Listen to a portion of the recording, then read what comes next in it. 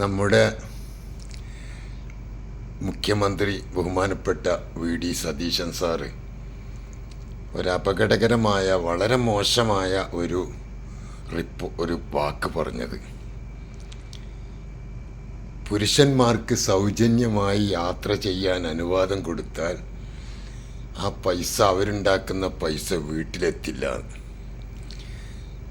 വന്യരായ മുഖ്യമന്ത്രി സാർ, നിങ്ങളുടെ അറിവിൽ അങ്ങനെ ആരൊക്കെ ഉണ്ടോ എന്ന് എനിക്കറിയില്ല. പക്ഷേ ഇന്ന് പുരുഷന്മാരല്ലേ വീട് നിയന്ത്രിക്കുന്നത്. 99.4% ഇന്ന് വീട് നിയന്ത്രിക്കുന്നതും വീട്ടിന് വേണ്ട കാര്യങ്ങൾ ചെയ്യുന്നതും പുരുഷന്മാരാണ്. അവരെ ഇത്ര ഇകഴ്ത്തുന്നത് ശരിയായില്ല. അവരെ കയ്യിൽ അവർക്ക് സൗജന്യം കൊടുത്താൽ അവർക്ക് കിട്ടുന്ന കാശൊന്നും വീട്ടിലെത്തില്ല. എവിടൊക്കെ എന്തോ സാറ് കേട്ടിട്ടുണ്ടാകാം, അല്ലെങ്കിൽ സാറ് മുമ്പ് അങ്ങനെ ആയിരിക്കാം. പക്ഷെ ഞങ്ങളൊന്നും അങ്ങനെയല്ല. പുരുഷന്മാരെ ഇങ്ങനെ നിന്ദിക്കുന്നത് ശരിയായില്ല. പുരുഷന്മാരുടെ കയ്യിലുള്ള കാശ് കൊണ്ടാണ്, പുരുഷന്മാരധ്വാനിച്ചിട്ടാണ് 99% അതിൻ്റെ ഏറെ ശതമാനവും വീട് നിയന്ത്രിക്കുന്നത്. അവരാണ് വീട് നോക്കുന്നത്, ഭാര്യമാരെ ശ്രദ്ധിക്കുന്നത്, മക്കളെ ശ്രദ്ധിക്കുന്നത്, മക്കളെ വിവാഹം ചെയ്തു കൊടുക്കുന്നത്. യഥാർത്ഥ മനുഷ്യരൊക്കെ അങ്ങനെ തന്നെയാണ്. പുരുഷന്മാർ വീട് നിയന്ത്രിക്കുന്നില്ല, പെണ്ണുങ്ങളാണ് വീട് നിയന്ത്രിക്കുന്നത് എന്ന് പറഞ്ഞ് വോട്ട് കിട്ടാൻ വേണ്ടിയിട്ട്, അടുത്ത തെരഞ്ഞെടുപ്പിലും ജയിക്കാൻ വേണ്ടിയിട്ട് പെണ്ണുങ്ങളെ സോപ്പിടുകയാണ്. ആ സോപ്പിങ്ങൊക്കെ തിരിച്ചറിയും എല്ലാവരും.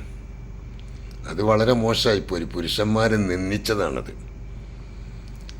പാവപ്പെട്ട, യാത്ര ചെയ്യാൻ കഴിവില്ലാത്ത പാവങ്ങളായ ഒരുപാട് പുരുഷന്മാരുണ്ടാകും. പ്രായമുള്ളവരുണ്ട്, 60 വയസ്സിന് മേലുള്ളവരുണ്ടാകും.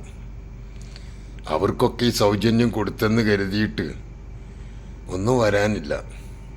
പിന്നെ ഈ സൗജന്യം എന്ന വിഷയം വലിയ വിഷയമൊന്നുമല്ല. കാരണം ഈ ഓർഡിനറി ബസ്സുകളൊന്നും എല്ലായിടത്തും ഇല്ല.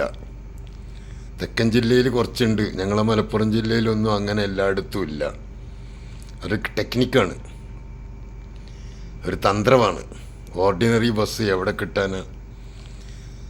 ഒരു ബസ് അഥവാ വന്നാൽ തന്നെ അതിലൊന്നും കയറാൻ, ഒന്നാകെ സ്ത്രീകൾ കയറിയിട്ട് പുരുഷന്മാർക്കൊന്നും കയറാനും കഴിയില്ല. അപ്പം അതൊക്കെ ഒരു തരം തന്ത്രപരമായ കാര്യമാണെന്ന് എല്ലാവർക്കും അറിയാം. പക്ഷെ ഞാൻ പറയുന്നത്, എല്ലാവർക്കും എല്ലാ ബസ്സിലും സൗകര്യം ചെയ്തു കൊടുക്കണം. സ്ത്രീകൾക്ക് മാത്രമല്ല, പ്രായം വന്ന സ്ത്രീകൾക്ക്, പാവപ്പെട്ട സ്ത്രീകൾക്ക്, അതുപോലെ തന്നെ പുരുഷന്മാർക്ക്, വാർദ്ധക്യമുള്ള പുരുഷന്മാർ, രോഗമുള്ളവർ, ഹാൻഡിക്കപ്പേഡ് തുടങ്ങി പാവപ്പെട്ടവർക്ക് എല്ലാവർക്കും സൗജന്യമായി യാത്ര ചെയ്യാൻ സൗകര്യം കൊടുക്കുകയും, സ്ത്രീ പുരുഷ ഭേദമന്യേ ലിംഗവ്യത്യാസമില്ലാതെ എല്ലാവർക്കും സൗകര്യം ചെയ്തു കൊടുക്കുക. പുരുഷന്മാരെ വോട്ട് വേണ്ടേ?